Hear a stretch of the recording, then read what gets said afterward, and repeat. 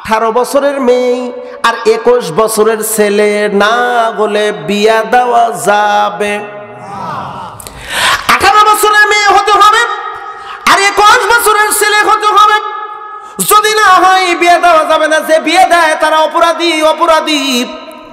18 বছরের কম হলে এটা হয় বাল্য বিবাহ। বিবাহ দেওয়া নিষিদ্ধ। বিবাহ দিয়ে কত ছেলে বাবা, ছেলের বাবা, মেয়ের বাবারা জেল খেটেছে। অথচ আমরা লক্ষ্য করে দেখেছি বাংলার জমিনে 8 বছরের কিশোরীরাও পর্যন্ত ধর্ষিতা হয়েছে। গত কয়েকদিন আগে দেখলাম একটা মহিলা, একটা বাচ্চা, অল্প বয়স্ক 8ম শ্রেণীর একটা ছাত্রী ঢাকার মালিবাগ থেকে উধাও হয়ে গেছে। টোটাল মিডিয়াতে তোলপাড়। সুবা নাম করে একটা মেয়ে, অল্প বয়স্ক, 8 বছর, 8ম শ্রেণীর ছাত্রী। কতই না বয়স হতে পারে, 11-12 বছর বয়স হবে। সংবাদ আসলে পালাতক, কিডন্যাপ করে নিয়ে গেছে, হাইজ্যাক করে নিয়ে গেছে। পরে হাইজ্যাক কিচ্ছু না, জেলা নওগাঁ তার সন্ধান পাওয়া গেছে। মেয়েটির কাছ থেকে বর্ণনা নেওয়া হচ্ছে, মেয়ে হাসতেছে আর কথা বলেন খুব ভালো আছি। 48 দিনের ভিতরে একটা চোরের সাথে আমার পরিচয় হয়। চোর আমার কাছে ইস্তেগফার করে, তওবা করে, হুজুর আর জীবনে কোনদিন চুরি টুরি করবো না। কোনো আচ্ছা ঠিক আছে, দোয়া করি ভালো হয়ে যাও, বাহিরে যে কাজ কাম করে খাও। যেদিন তার সাথে পরিচয় জেনেছিলাম, কি চুরি করে তুমি এই জেলখানায় এসেছো? বলে হুজুর আমি মোবাইল চুরি করতে গিয়ে ধরা পড়েছিলাম, তাই জেলখানায় এসেছি। 5-7 দিন পরে জামিন হয়ে গেল, বের হয়ে গেল। দেখা গেল তার 2-3 দিন পর কেস টেবিল আছে, যারা জেলে গেছেন তারা ভালো করে জানেন। কেস টেবিলের পাশ দিয়ে ঘোরাফেরা করে। কি ব্যাপার, চেনা লাগে, তবু আছে না, এই কান্দাবাড়ার অমক চোর না? 2-3 দিন আগে বের হয়ে গেল। কি ব্যাপার, আবার কেন আসলা? বলে হুজুর এবার অটোর ব্যাটারি চুরি করতে গিয়ে ধরা পড়ছি। কয়দিন থাকবে আবার? বলে হুজুর বড় জোরে 5-7 দিন। আবার বের হয়ে গেছে। আমি যেদিন জেল থেকে বের হওয়ার 2 দিন আগে আবার দেখে ঢুকছে। কেন আবার ঢুকলে? বলে হুজুর এবার একটা ঘরে ঢুকছিলাম, স্বর্ণ অলংকার চুরি করার জন্য ধরা পড়েছি। এটা বোঝানোর উদ্দেশ্য, বলে বন্ধু আমরা লক্ষ্য করে দেখেছি ছাগল চুরি করে জেলখানার ভিতরে ঢুকেছে, আর জেল থেকে বের হয়ে বড় ব্যাংক ডাকাত হয়েছে।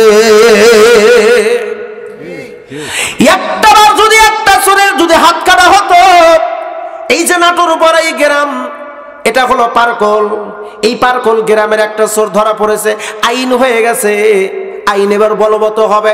হাইকোর্ট থেকে পাশ হয়ে গেছে, সুপ্রিম কোর্ট থেকে পাশ হয়ে গেছে। বাংলার জমিনে যদি কোনো ব্যক্তি চুরি করে আর ধরা যদি পড়ে, তার হাত কেটে দেওয়া হবে। ধরা পড়লো পারকলের একটা চোর, নিয়ে গেছে বিচারে। নাটোর থেকে এবার চলে গেছে হাইকোর্টে, হাইকোর্ট থেকে সুপ্রিম কোর্ট, রায় হয়ে গেছে কি কাটা? হাত কাটা। এত ধীরে করছেন, ভয় হচ্ছে নাকি আপনাদের? হাত কাটা। এবার হাত কাটার বিধান চালু হয়ে গেল। হাইকোর্টের সামনে চোরকে দাঁড় করানো হলো। এবার প্রধান বিচারপতি সমস্ত মিডিয়াকে ডাক দিল, প্রিন্টিং মিডিয়া, ইলেকট্রিক মিডিয়া, চলে আসো। ইলেকট্রিক মিডিয়াগুলো তোমরা লাইভে সম্প্রচার করো। বাংলার জমিনে যত চোর আছে ওইগুলো দেখবে। পারকল থেকে দেখবে, নাটোর থেকে দেখবে, রাজশাহী থেকে দেখবে, দিনাজপুর থেকে দেখবে, রংপুর থেকে দেখবে, ওদিকে সিলেট থেকে দেখবে, চট্টগ্রাম থেকে দেখবে, খুলনা থেকে দেখবে, বরিশাল থেকে দেখবে, সবাই দেখবে। দেখো রে, নাটোরের বড়াই গ্রাম পারকলে চোর ধরা পড়েছে, হাইকোর্টে বিচার হলো, হাত কেটে দেওয়া। এবার যারা চুরি করবে তাদের হাত কেটে দেওয়া হবে। আল্লাহর কসম করে বলি, আতিচোর, পাতিচোর, ধান চোর, গম চোর, ভুট্টা চোর, ব্যাংক ডাকাতি, সমস্ত প্রকার, এমনকি বিগত সালের ভোটরা পর্যন্ত ভালো হয়ে যাবে। বাংলার জমিনে আর চুরি থাকবে না, একটা চোর থাকবে না।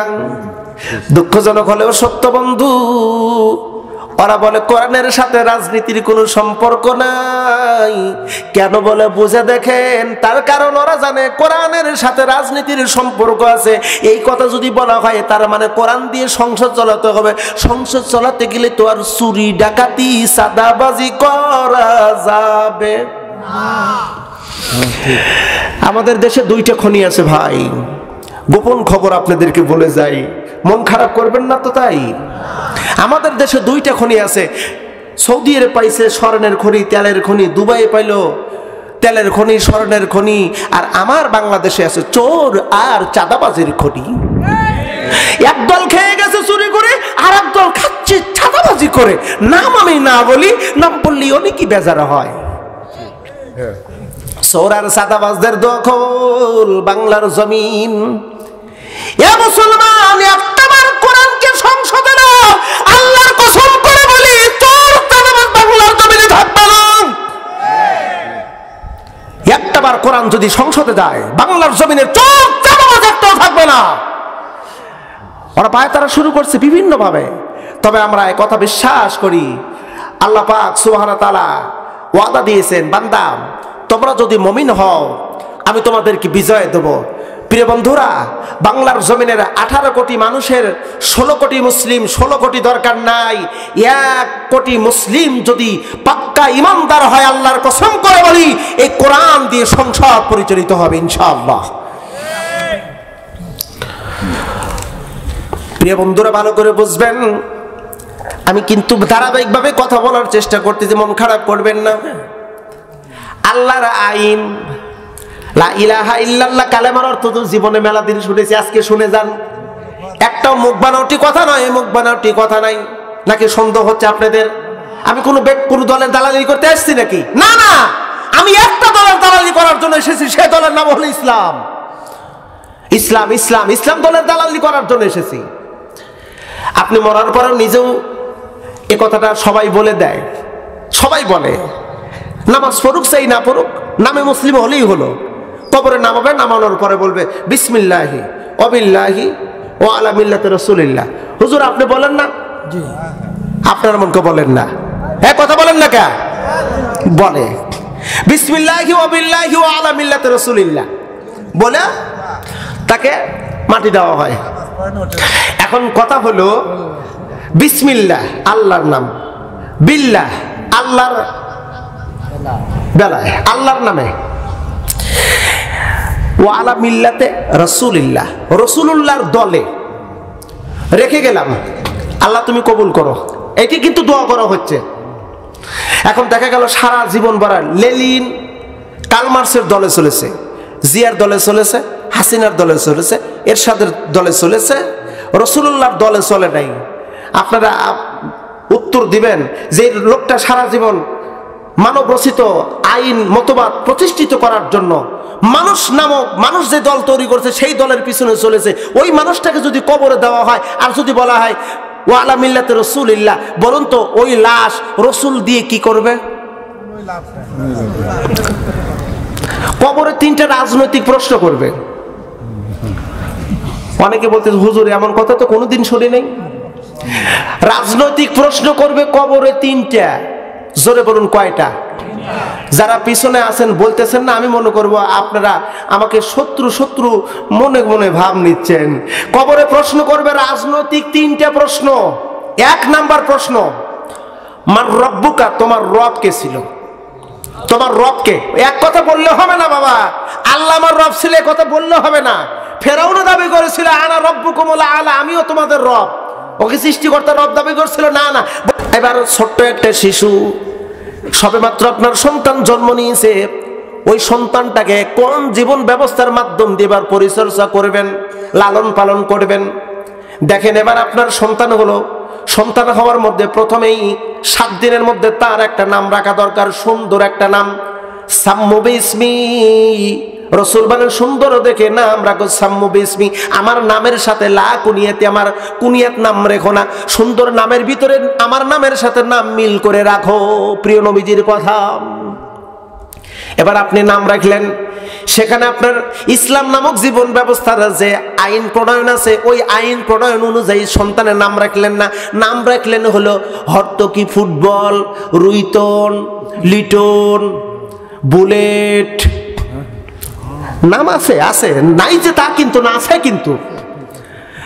ভগবতী খাতুন মেয়ের নাম, সিমকি, টিনা, ডিনা। এই ভাই কথা বলেন, এরকম আছে না ভাই? আপনার সন্তানকে কোন ইসলাম, কোন আদর্শ, কোন জীবন ব্যবস্থার মাধ্যম দিয়ে আপনি পরিচালনা করবেন? দেখেন, 7 দিনের মধ্যে সুন্দর নাম রাখতে হবে। নাম এবার ইসলাম ধর্ম ব্যতীত যদি হয় তাহলে ঝামেলা আছে।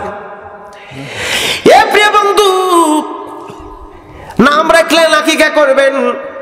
রাসূল বলেন আকিকা আমার সুন্নাত। যে ব্যক্তি সুন্নাত ধারণ করবে কিয়ামতের ময়দানে আমি রাসূল ওই অভিভাবকদের ব্যাপারে সুপারিশ আমি করব। ছোট বাচ্চা তো সে আকিকা করতে পারে না, বাচ্চারা অভিভাবকরা আকিকা করবে, তাদের অভিভাবক হয়ে প্রিয় নবীজি সুপারিশ করবেন। সুবহানাল্লাহ একটু বলবেন না? এবার আসুন শিক্ষা ব্যবস্থাটা এবার কি করবেন, সন্তানকে কি শিক্ষা দিবেন? কোরআনুল কারীমের প্রথম ইকরা বিইসমি রাব্বিকাল্লাযী খলাক, পড়ো তোমার রবের নামে। অর্থাৎ যে ইলম অর্জন করলে রবের বিধান সম্পর্কে অবগত হওয়া যায় সেই জ্ঞান শিক্ষা দিতে হবে। কিন্তু আমরা শিক্ষা দিই হাত টিমের টিম, তারা মাঠে পারে ডিম, তাদের খাড়া দুইটার শিং, সারা জীবন শুধু শুনলাম কিন্তু এরকম পাইলাম না। এমন শিক্ষা দেওয়া হচ্ছে যে শিক্ষার ভিতরে ইসলামী জীবন ব্যবস্থা নাই। ও বন্ধু, পর্যায়ক্রমে ধীরে ধীরে এবার 8 বছর বয়স যখন হবে নামাজের তলকিলিন করেন, 10 বছর যখন হবে নামাজ পড়ানো না ব্যতাঘাত করেন। এটা হলো ইসলামী জীবন ব্যবস্থা। ও বন্ধুরা, ভালো করে লক্ষ্য করুন। এবার ছেলে আর মেয়ের শিক্ষা দিতে এবার একটু বয়স যখন বাড়তেছে, বয়স বাড়ে, ছেলে আর মেয়ে যখন যুবক যুবতী হয়, বিবাহের উপযুক্ত হয়, বিবাহ দিয়ে দাও। দুঃখজনক হলেও সত্য, আমাদের দেশের ভিতরে একটা আইন আছে। ওই আইনটা হলো 18 বছরের মেয়ে আর 21 বছরের ছেলে না হলে বিয়া দেওয়া যাবে। 18 বছরের মেয়ে হতে হবে আর 21 বছরের ছেলে হতে হবে। যদি না হয় বিয়ে দেওয়া যাবে না। যে বিয়ে দেয় তারা অপরাধী। 18 বছরের কম হলে এটা হয় বাল্য বিবাহ। বিবাহ দেওয়া নিষিদ্ধ। বিবাহ দিয়ে কত ছেলের বাবা মেয়ের বাবারা জেল খেটেছে। অথচ আমরা লক্ষ্য করে দেখেছি বাংলার জমিনে 8 বছরের কিশোরীরাও পর্যন্ত ধর্ষিতা হয়েছে। গত কয়েকদিন আগে দেখলাম একটা মহিলা, একটা বাচ্চা, অল্প বয়স হওয়া 8ম শ্রেণীর একটা ছাত্রী ঢাকার মালিবাগ থেকে উধাও হয়ে গেছে। টোটাল মিডিয়াতে তোলপাড়। সুবা নাম করে একটা মেয়ে, অল্প বয়স্ক, 8 বছর, 8ম শ্রেণীর ছাত্রী, কতই না বয়স হতে পারে, 11-12 বছর বয়স হবে। সংবাদ আসলে পালাতক, কিডন্যাপ করে নিয়ে গেছে, হাইজ্যাক করে নিয়ে গেছে। পরে হাইজ্যাকটাই যে কিচ্ছু না, জেলা নওগাঁ তার সন্ধান পাওয়া গেছে। মেয়েটির কাছ থেকে বর্ণনা নেওয়া হচ্ছে, মেয়ে হাসতেছে আর কথা বলেন খুব ভালো আছি। কি বুঝলেন? পরকিয়া, জেনা। ও বন্ধুরা, ইসলামী মতাদর্শের বাহিরে যখন কোনো কাজ করবেন সেটা আমার রবের কাছে অপছন্দনীয়। আল্লাহ কয় মাইয়াবতাগি গায়রাল ইসলামি দীনা ফালাইয়াকবালা মিনহু ওয়া হুয়া ফিল আখিরাতি মিনাল খাসিরিন। ইসলাম ধর্ম ব্যতীত অন্য কোনো ধর্মের জীবন ব্যবস্থা যদি গ্রহণ করো তাহলে তোমার আমল কোনোটাই আল্লাহর দরবারে কবুল হবে না, বরং ক্ষতিগ্রস্তর মধ্যে তোমাকে অন্তর্ভুক্ত করা হবে।